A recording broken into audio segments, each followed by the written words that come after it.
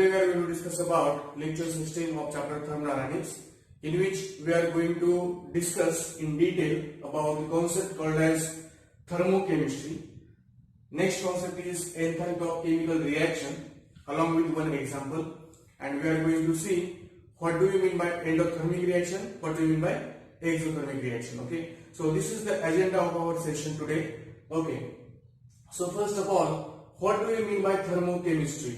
Okay, तर हे नावातच आहे chemistry which is related to the thermal changes, or we can say it is a branch of physical chemistry which deals with the study of thermal and heat changes during the chemical processes. Okay, तर thermochemistry definition मी आपल्या व्हिडिओच्या शेवटी तुम्हाला provide करेन. Please ती definition तुम्ही तुमच्या notebook मध्ये लिहून टाका. ठीक आहे, आता थर्मोकेमिस्ट्री म्हणजे तुम्हाला समजलं chemistry that deals with the study of heat changes or thermal changes in chemical reactions. Okay, आता आपण पुढचा महत्त्वाचा कन्सेप्ट पाहणार आहोत आणि तो कन्सेप्ट म्हणजे एन्थॅल्पी of chemical reaction. This is one of the most important concept from the chapter thermodynamics in chemistry. Okay, आता या कन्सेप्ट वरती तुम्हाला न्यूमेरिकल्स बऱ्याच प्रमाणामध्ये प्रीवियस इयर्सला विचारलेले आहेत. प्लीज ते न्यूमेरिकल्स तुम्ही व्यवस्थित सॉल्व्ह करा. मी तुम्हाला ते न्यूमेरिकल्स प्रोव्हाइड करणारच आहे, परंतु जर तुम्हाला आता कुठून सोर्स अवेलेबल होत असेल त्या न्यूमेरिकलचा तर प्लीज ते न्यूमेरिकल सुद्धा तुम्ही पाहू शकता. एकदा हा कन्सेप्ट तुम्हाला समजला की तुम्ही कोणत्याही प्रकारचा कितीही न्यूमेरिकल क्रिटिकल असू द्या तुम्हाला तो समजणार आहे. ठीक आहे, ओके. या सेशन नंतर म्हणजे एन्थॅल्पी ऑफ केमिकल रिएक्शन या सेशन नंतर बऱ्यापैकी आपल्याला जे काही कन्सेप्ट शिकायचे आहेत त्या कन्सेप्टला तुमचे प्रॉब्लेम्स आहेत. ओके, म्हणजे न्यूमेरिकल्स आहेत, not a problem, actually numericals आहेत. समजलं सर्वांना? ठीक आहे, तर हे न्यूमेरिकल्स अत्यंत सोपे, तुम्हाला फक्त बेरीज वजाबाकीच करायची आहे, परंतु त्यासाठी प्रथम तुम्हाला कन्सेप्ट समजून घेणं अत्यंत गरजेचं आहे. Okay, let us consider a hypothetical chemical reaction. This is hypothetical chemical reaction. आणि आपण काय केलंय, आपण अशी कशी रिएक्शन लिहिली? ओके, म्हणजे आपण जनरल असं नाही लिहित का की C plus O2 is nothing but CO2. Okay, या पर्टिक्युलर केस मध्ये या ठिकाणी किती आहे? 1. आता हा झाला कोइफिशियंट ऑफ कार्बन, राईट. आपण कोणतीही केमिकल रिएक्शन लिहित असताना त्याची फिजिकल स्टेट लिहायला विसरत नाहीत, म्हणजे फिजिकल स्टेट आपल्याला लिहायला लागते. म्हणजे हा तुमचा थर्मोकेमिस्ट्रीचा रूल आहे असं म्हणूया आपण. ठीक आहे, म्हणजे थर्मल रिएक्शन्स कशा लिहित असतात. ओके, याची फिजिकल स्टेट आहे गॅस, याची पण फिजिकल स्टेट आहे गॅस. आपण याचे काही रूल्स पण पाहणार आहोत, परंतु सध्या तुम्ही लक्षात घ्या. ओके, ही रिएक्शन लिहिल्यानंतर आपण साईडला त्याची एन्थॅल्पी चेंज लिहित असतो आणि एन्थॅल्पी चेंज काय असेल ते असेल. ठीक आहे, आता या ठिकाणी O2 सोबत रिएक्शन आहे, याचं meaning this is combustion reaction. ज्या रिएक्शन मध्ये O2 इन्व्हॉल्व असतो दॅट इज कंबशन रिएक्शन. आणि आपल्याला माहित आहे कंबशन रिएक्शन्स मध्ये हीट इव्हॉल्व होत असते, म्हणजे हीट बाहेर फेकली जाते, म्हणजे ही एक्झोथर्मिक रिएक्शन झाली. ठीक आहे, तर ते आपण नंतर बोलणारच आहोत. आपला पॉइंट ऑफ डिस्कशन या ठिकाणी कार्बनचा कोएफिशियंट 1 आहे, तसंच ए या रिएक्टंटचा कोएफिशियंट स्मॉल ए आहे. आता तुम्हाला असा प्रश्न पडेल की सर मग याचं सॉलिड आणि लिक्विड आणि गॅस असं का नाही लिहिलं? कारण आपल्याला माहित नाही हे कोण आहे, सॉलिड आहे का गॅस आहे का लिक्विड आहे. आपण फक्त सध्या अंडरस्टँडिंग साठी शिकत आहोत. ओके, ज्यावेळेस आपण या पॉइंटवरती येऊ त्यावेळेस आपण परत एकदा डिटेलमध्ये डिस्कशन करूया. ठीक आहे, ओके. O2 चा कोएफिशियंट आहे 1 असं लिहित आपण. ठीक आहे, तसंच कॅपिटल बी चा कोएफिशियंट काय असणार आहे तुमचा? स्मॉल बी. ओके, आणि प्रॉडक्ट आहे तुमचं कॅपिटल सी आणि कॅपिटल डी. कॅपिटल सी चा कोएफिशियंट आहे स्मॉल सी, कॅपिटल डी चा कोएफिशियंट आहे स्मॉल डी. समजलं सर्वांना? आणि मी तुम्हाला प्रथम सांगितलं आहे स्टार्टिंगलाच काय की what do you mean by delta H? Delta H म्हणजे change in enthalpy which is equal to final enthalpy minus initial enthalpy, right? परंतु या पर्टिक्युलर केस मध्ये फायनल एन्थॅल्पी असणार आहे का? नो. फायनल कोण आहे या ठिकाणी? फायनली प्रॉडक्ट भेटले, म्हणजे आपण या ठिकाणी फायनल एन्थॅल्पीच्या ऐवजी एन्थॅल्पी ऑफ प्रॉडक्ट लिहू शकतो आणि इनिशियल एन्थॅल्पीच्या ऐवजी एन्थॅल्पी ऑफ रिएक्टंट. आता next question arises here, that is nothing but which product we have to consider? We have to consider while calculating the enthalpy of chemical reaction, we have to consider total enthalpy of a product. म्हणजे C ची काय एंथॅल्पी असेल, D ची काय एंथॅल्पी असेल, सगळं आपल्याला consider करायचे आहे. So we can say that change in enthalpy is nothing but summation of enthalpies of a product minus summation of enthalpies of a reactant. समजलं सर्वांना? आता हा फॉर्म्युला आहे आणि सिंपलपणे आपण लक्षात ठेवू शकतो. कसा ठेवू शकतो? या ठिकाणी प्रॉडक्ट आहे आणि या ठिकाणी कोण आहे? रिएक्टंट आहे. ओके, नाउ सी या ठिकाणी कसं होईल? एंथॅल्पी ऑफ प्रॉडक्ट, प्रथम आपण याला बॉक्स करून घेऊया. सी हियर ब्रॅकेट आहे हा. Okay, see enthalpy of what we say enthalpy of product C. मग एंथॅल्पी ऑफ प्रॉडक्ट सी लिहून टाकलं, कॅपिटल सी आहे, plus enthalpy of capital D. आता त्याचा कोएफिशिएंटने मल्टिप्लाय करायचं. जितका पण कोएफिशिएंट असेल तेवढ्या त्याला मल्टिप्लाय करायचं सी. ओके, याचा कोएफिशिएंट आहे स्मॉल डी मायनस या ठिकाणी कोण आहे? रिएक्टंट. रिएक्टंटचं पण काय होईल? एंथॅल्पी ऑफ ए, याला आपण मोलार एंथॅल्पी म्हणूया, जी प्रोव्हाइड केलेली असेल पर मोल वगैरे, ठीक आहे ना, प्लस एंथॅल्पी ऑफ बी. आता याचा पण कोएफिशिएंट आपल्याला या ठिकाणी लिहून घ्यायचा आहे, याचा पण कोएफिशिएंट आपल्याला या ठिकाणी लिहून घ्यायचा आहे. समजलं सर्वांना?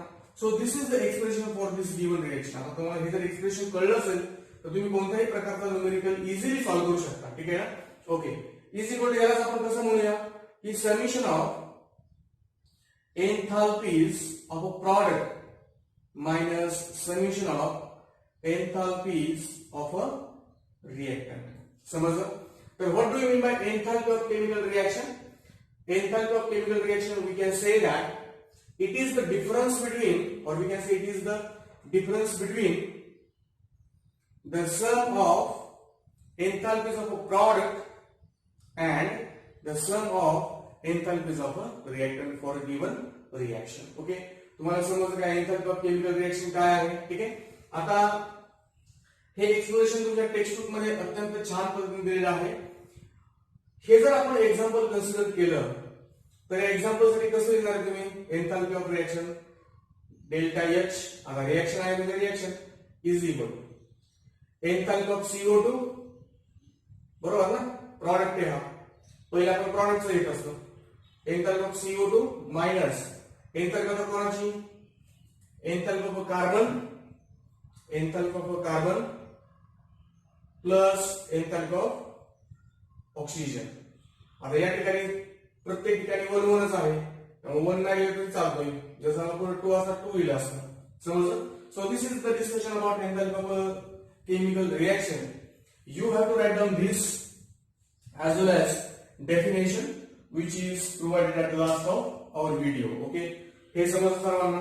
Very easy concept. ओके, ठीक आहे. तर या पर्टिक्युलर केस मध्ये आपण डेफिनेशन सुद्धा पाहिलेली आहे. ही डेफिनेशन सुद्धा तुम्हाला व्यवस्थित लिहून टाकायची आहे. ओके, थर्मोकेमिस्ट्रीची डेफिनेशन तुमच्या लक्षात आहे का? Thermochemistry is the branch of physical chemistry which deals with the study of thermal and heat changes caused by the chemical reaction. Okay, हे तुमच्या लक्षात आलं. आता आपण नवीन कन्सेप्ट पाहणार आहोत, that is nothing but exothermic reaction. आपण एक्झोथर्मिक रिएक्शन पाहिल्यानंतर एंडोथर्मिक रिएक्शन सुद्धा पाहणार आहोत. हा फॉर्म्युला लक्षात ठेवा, प्रॉडक्ट मधून रिएक्टंट मायनस करून टाकायचे. ओके, आता तुम्हाला कन्सेप्ट समजला की what do you mean by enthalpy change. Okay, enthalpy change काय असतो?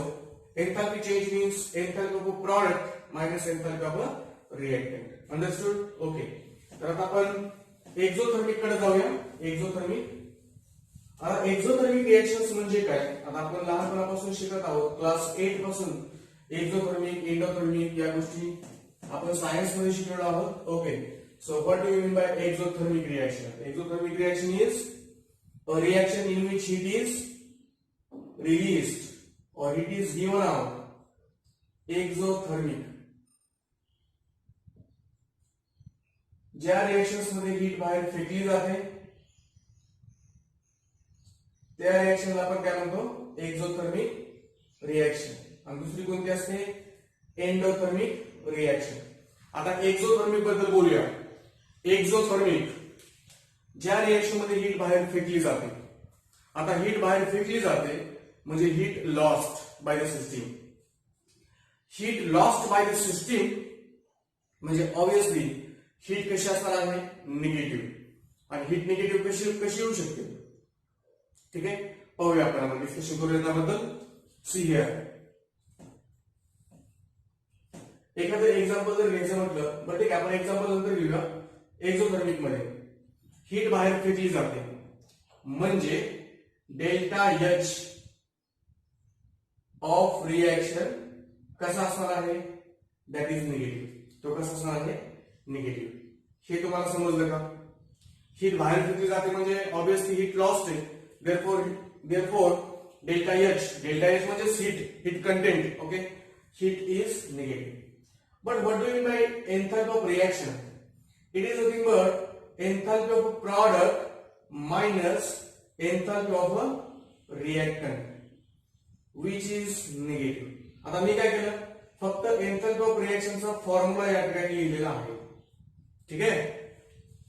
आता मला सांगा की या पर्टिक्युलर केस मध्ये जर हे उत्तर निगेटिव्ह यायचं असेल तर काय करावं लागेल. प्रॉडक्ट मायनस रिएक्टंट आहे की नाही. मग या दोन गोष्टींपैकी म्हणजे एंथॅल्पी ऑफ प्रॉडक्ट आणि एंथॅल्पी ऑफ रिएक्टंट पैकी कोणती व्हॅल्यू जास्त असायला पाहिजे की जेणेकरून हे उत्तर निगेटिव्ह येईल. Yes check it out. म्हणजे समजा मी तुम्हाला जर असं म्हटलं की X minus Y is equal to negative. जर हे उत्तर निगेटिव्ह यायचं असेल तर कोणती व्हॅल्यू जास्त पाहिजे एक्स आणि हे वाय आहे. समजा असं होईल का 4 मायनस 8 इज इक्वल टू -4 म्हणजे ही पर्टिक्युलर व्हॅल्यू जास्त पाहिजे बरोबर ना. ही पर्टिक्युलर व्हॅल्यू म्हणजे आपण असं म्हणू शकतो if X is less than Y then X minus Y is negative. If X is less म्हणजे या पर्टिक्युलर केस मध्ये ही जर व्हॅल्यू लेस असेल दॅन दिस तर निगेटिव्ह उत्तर येईल. म्हणजेच जसं आपण या ठिकाणी हे केलेलं आहे तसं आपल्याला तिथे पण लिहायचं आहे. दिस indicates this represents enthalpy of a product is less than enthalpy of a reactant. कारण रिएक्टंट पेक्षा जर ही व्हॅल्यू छोटी असेल आणि मायनस तर काय बाय डिफॉल्ट इक्वेशनचं साइन आहे तर हे उत्तर तुमचं काय येणार आहे negative. So we understood that in a exothermic reaction summation of enthalpies of a product is less than summation of enthalpies of a reactant. पहिल्या स्टार्टिंगला आपल्याला काय भेटलं what do you mean bye exothermic reaction आणि आपण exothermic reaction बद्दल discussion केलं होतं. What do you mean bye exothermic reaction a chemical reaction in which heat is evolved or given out is known as exothermic reaction. Okay. 2 नंबरचा point काय भेटला आपल्याला in exothermic reaction delta H is negative तो पण भेटला. 3 नंबरला काय भेटला आपल्याला in exothermic reaction the summation of enthalpies of a product is less than summation of enthalpies of a reactant. समजलं सर्वांना. ओके. फॉर एक्झाम्पल आपण एक्झाम्पल पाहूया. मी तुम्हाला अजून काही कन्सेप्ट सांगणार आहे अजून काही गोष्टी सांगणार आहे यामध्ये. एक्झाम्पल घेऊ आपण तोपर्यंत. C+O2 okay. आता जस्ट आपण बोललो यापूर्वी CO2 त्याच्या फिजिकल स्टेट लिहायला विसरायच्या नाही. ओके. आता हे बघितलं की तुमच्या लगेच लक्षात येऊन जाईल की sir this is exothermic reaction because there is involvement of O2. There is involvement of O2. ठीक आहे. तर याचा डेल्टा एच असतो obviously negative. Delta is -395.4 kilo joule. Okay. एवढा डेल्टा एच. त्याकडे बघितल्यावर आपल्याला काय काय लक्षात येते पहा त्या ठिकाणी. ठीक आहे. ओके. एक तर O2 इन्व्हॉल्वमेंट ज्या रिएक्शन मध्ये O2 असतो त्या कंबशन रिएक्शन असतात आणि कंबशन रिएक्शन्स मध्ये हीट नेहमी बाहेर फेकली जाते हे आपल्याला माहित आहे. हे जग जाहीर आहे. समज सर्वांना. ठीक आहे. नाव डेल्टा एच ची व्हॅल्यू आहे -395.4 किलो जूल आपण हेस लॉ मध्ये गेल्यानंतर पाहणार आहोत Hess's law next I think lecture number 90 मध्ये कार्बनची किती असते ऑक्सिजनची किती असते परंतु सध्या तुम्ही फक्त एवढं लक्षात ठेवा की delta H for this reaction is -395.4 kilo joule. नाव ज्या रिएक्शन्स मध्ये O2 इन्व्हॉल्व आहे किंवा तुम्ही असं समजा लक्षात घ्या की फायरिंग होते इन द सेन्स की समजा एखाद्या ठिकाणी जास्त प्रमाणामध्ये आग लागल्यासारखं झालं म्हणजे O2 जास्त आहे तर ती रिएक्शन स्पॉन्टेनियस आहे का non spontaneous. Obviously this reaction is a spontaneous. Okay म्हणजे आपल्याला एक्झोथर्मिक रिएक्शन या पॉइंटच्या डिस्कशन मध्ये काही पॉइंट सापडले ते पॉइंट्स तुम्ही लक्षात ठेवणे गरजेचं आहे. मे बी तुमच्या टेक्स्टबुक मध्ये नसतील परंतु तुम्हाला हे नीट साठी म्हणा किंवा सीईटी साठी तुम्हाला हे गरजेचे असते. फर्स्ट पॉइंट काय exothermic reaction is a chemical reaction in which heat is given out or it is lost.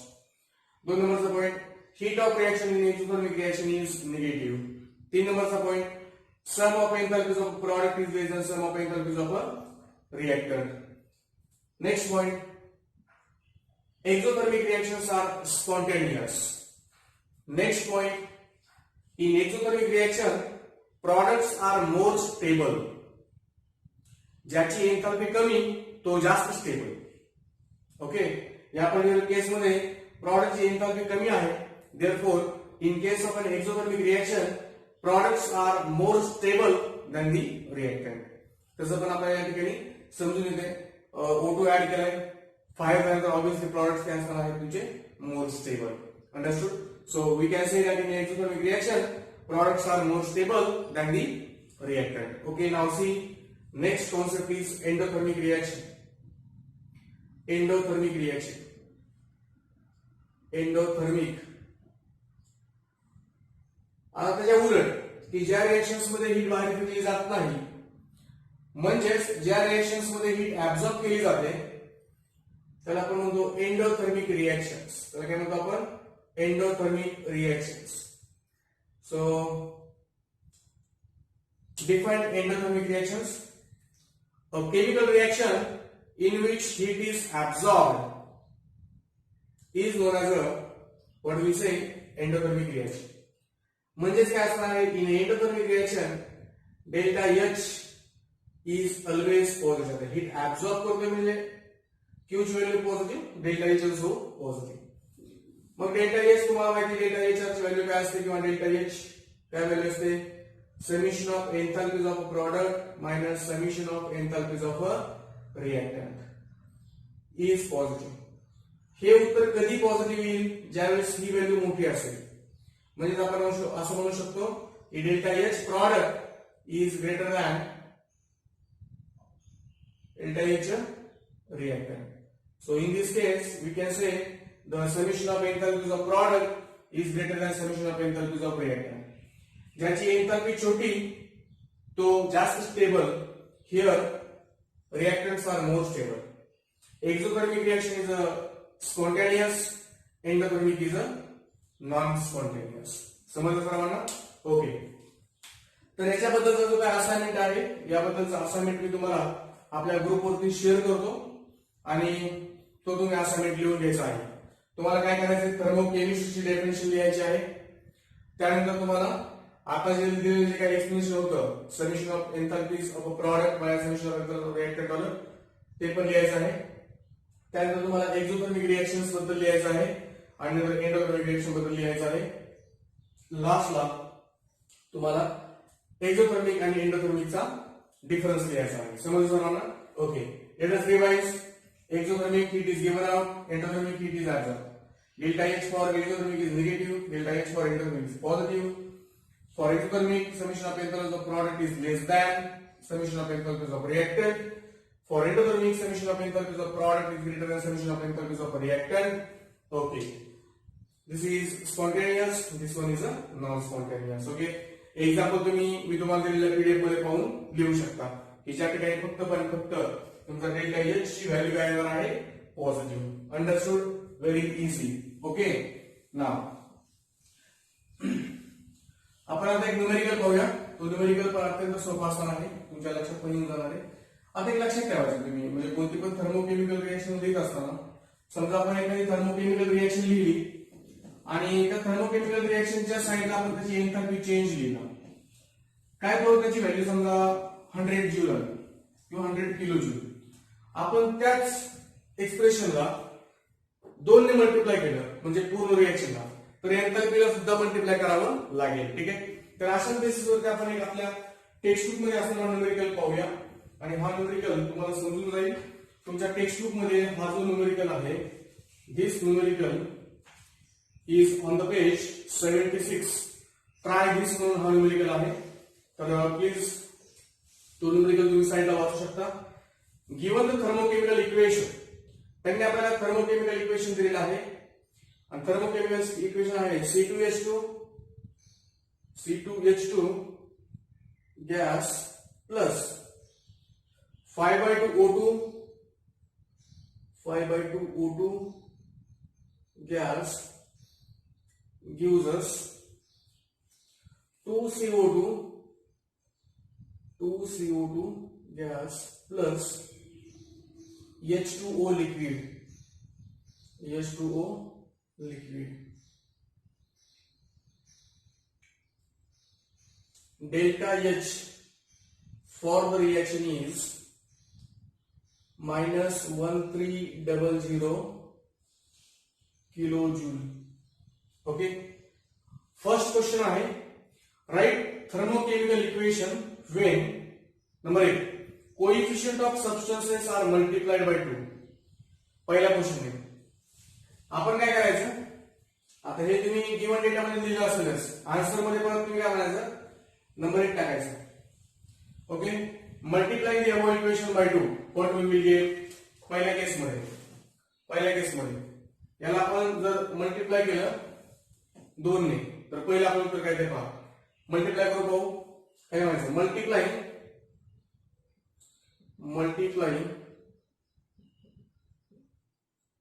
above equation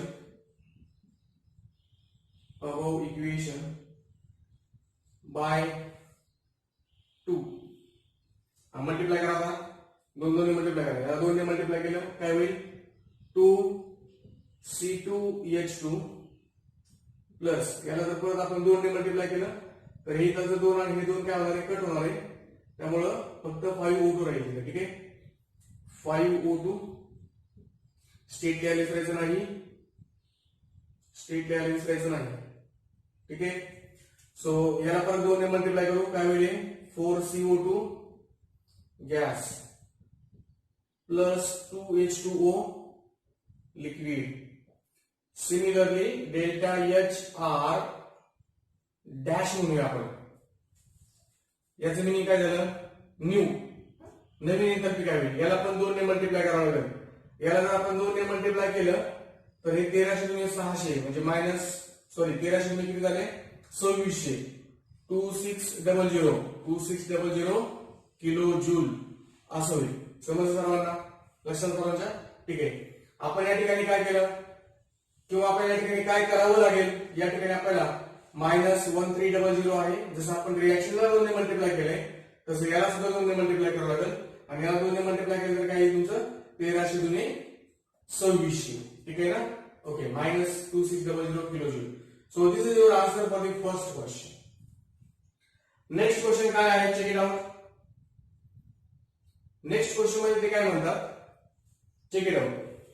if the equation is reversed, जर इक्वेशन आपण रिव्हर्स केलं म्हणजे काय, हे प्रॉडक्ट घ्यायचं इकडे टाकायचं आणि रिएक्टंट घ्यायचं इकडे टाकायचं. इक्वेशन रिव्हर्स केल्यानंतर डेल्टा एच ची व्हॅल्यू सुद्धा रिव्हर्स होते. ठीक आहे ना. रिव्हर्स होते म्हणजे काय, या ठिकाणी मायनस आहे, रिव्हर्स केल्यावरती प्लस होईल. ओके. नाव या ठिकाणी आपण लिहू शकतो, रिव्हर्सिंग अबव इक्वेशन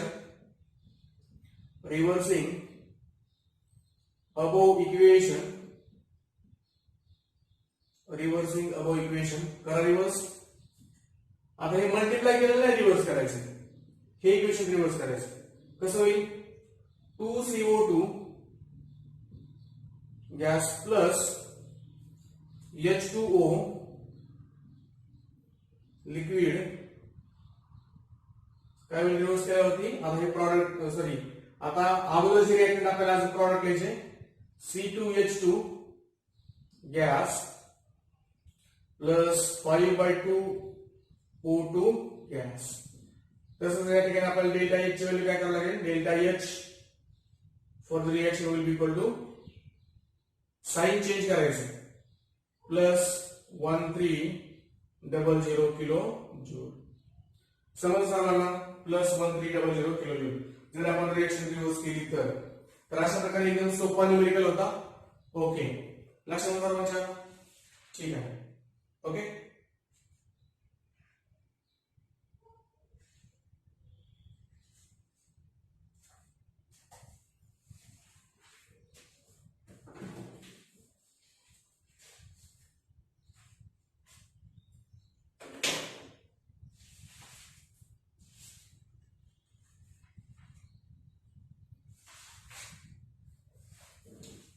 आता